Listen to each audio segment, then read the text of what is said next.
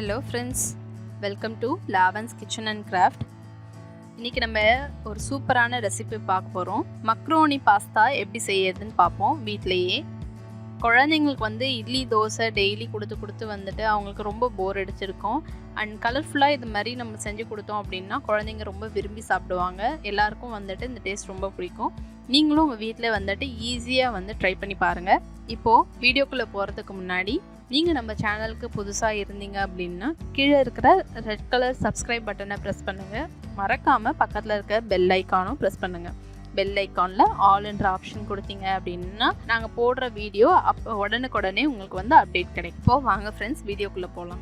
இன்றைக்கி macaroni pasta வீட்டிலே எப்படி ப்ரிப்பேர் பண்ணலான்னு பார்ப்போம் ஈஸியாக. அதுக்கு ஃபஸ்ட்டு தேவையான பொருள் இந்த மாதிரி ஸ்பைரல் பாஸ்தா எடுத்திருக்கேன். பீன்ஸு தூளாக நறுக்கிக்கணும், கேரட் அதே மாதிரி தூளாக நறுக்கிக்கணும், பூண்டு ரொம்ப பொடியாக நறுக்கி வச்சுக்கணும், இஞ்சி அதே மாதிரி பொடியாக நறுக்கி வச்சுக்கணும், பெரிய தக்காளி 2 எடுத்திருக்கேன், ஒரு பெரிய வெங்காயத்தை நறுக்கி வச்சுருக்கேன்.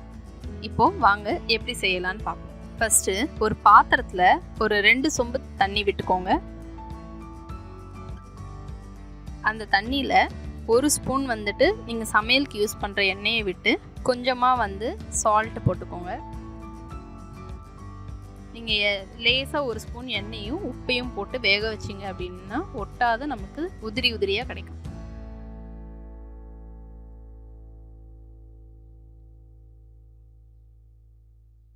இப்போது தண்ணி நல்லா கொதிச்சிருச்சு.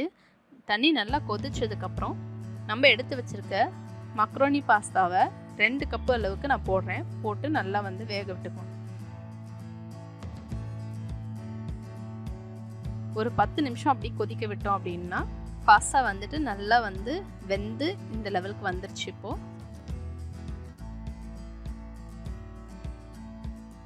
10 நிமிஷம் நல்லா வெந்ததுக்கப்புறம் பாஸ்தா நல்லா வெந்து இந்த மாதிரி பூ போல் வந்திருக்கு.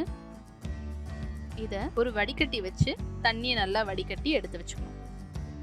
அடுத்து ஒரு கடாயில் எண்ணெய் விட்டு, எண்ணெய் கொஞ்சம் அதிகமாக விட்டுக்கோங்க. அதில் நறுக்கி வச்சுருக்க பூண்டு இஞ்சி இந்த துண்டுகளை போட்டு நல்லா வதக்கிக்கோங்க. உங்களுக்கு குழந்தைங்க சாப்பிடுவாங்க அப்படின்னா நீங்கள் இஞ்சி பூண்டு பேஸ்ட்டாக கூட போட்டுக்கலாம். குழந்தைங்க வாயில் இஞ்சி பூண்டு மாட்டாத நீங்கள் பேஸ்ட்டாக போட்டிங்கனாலும் நல்லது தான். அடுத்து வெங்காயம் போட்டு நல்லா வதக்கிக்கோங்க. வெங்காயம் பாதி வதங்கினதுக்கப்புறம் அதில் நறுக்கி வச்சுருக்க தக்காளி 2 முழு தக்காளி பெருசான தக்காளி எடுத்திருக்கேன், போட்டு நல்லா வதக்கிக்கோங்க. இப்போ இந்த வெங்காயம் தக்காளி வதங்கிறதுக்கு தேவையான அளவு கொஞ்சம் உப்பு போட்டு நல்லா வதக்கிக்கோங்க. இந்த உப்பு போடுறதுனால நல்லா வெங்காயம் தக்காளி நல்லா சாஃப்டாக சீக்கிரம் வெந்துடும்.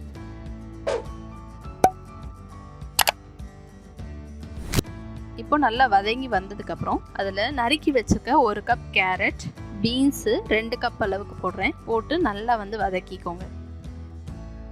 வதக்கிட்டு அதில் 1 ஸ்பூன் மஞ்சப்பொடி,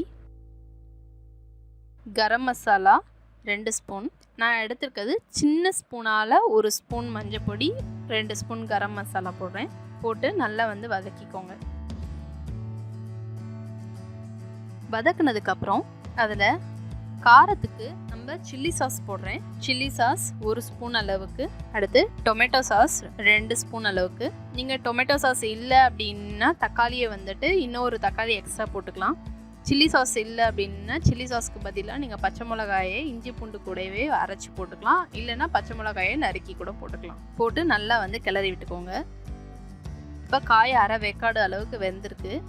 அதில் 1 ஸ்பூன் அளவுக்கு சோயா சாஸ் போட்டு நல்லா மிக்ஸ் பண்ணிக்கோங்க. இப்போ அந்த மக்ரோனுக்கு எவ்வளோ உப்பு தேவையோ நமக்கு அந்த அளவுக்கு உப்பு போட்டுக்கணும். கொஞ்சம் ஞாபகம் வச்சுக்கணும், நம்ம வேக வைக்கும் போதே மக்ரோனில் கொஞ்சம் உப்பு போட்டிருக்கோம். அதுக்கு தகுந்த மாதிரி நீங்கள் உப்பு பார்த்து போட்டுக்கோங்க. இப்போ காய் அரை வெக்காடு தான் நமக்கு வேகணும். வெந்து அந்த மசாலா ஸ்மெல்லாம் போனதும் அதில் வேக வச்சுருக்க மக்ரோனி பாஸ்தாவை போட்டு நல்லா கிளறி விட்டுக்கோங்க.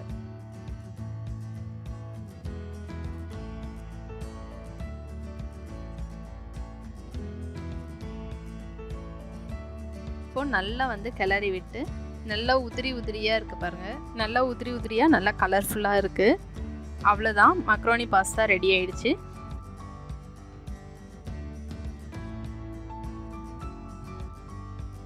அதில் கடைசியாக வந்து கொஞ்சம் கொத்தமல்லி தழை தூவி இறக்குனீங்க அப்படின்னா சுவையான மக்ரோனி பாஸ்தா ரெடி ஆகிடுச்சு. நீங்களும் உங்கள் வீட்டில் உங்கள் குழந்தைங்களுக்கு உங்கள் வீட்டில் செஞ்சு கொடுத்து பாருங்கள். கலர்ஃபுல்லாக அண்ட் டேஸ்டான மக்ரோனி பாஸ்தா ரெடி ஆகிடுச்சு. இந்த ரெசிபி உங்களுக்கு பிடிச்சிருந்தது அப்படின்னா லைக் பண்ணுங்கள், ஷேர் பண்ணுங்கள், அண்ட் இது வரைக்கும் சப்ஸ்கிரைப் பண்ணாதவங்க சப்ஸ்கிரைப் பண்ணுங்கள். இந்த வீடியோ எப்படி இருந்ததுன்னு உங்களோட ஸ்வீட்டான கமெண்ட்டும் எங்களுக்கு சொல்லுங்கள். Thank you friends. அடுத்து ஒரு சூப்பரான ரெசிபியோடு உங்களை மீட் பண்ணுறேன்.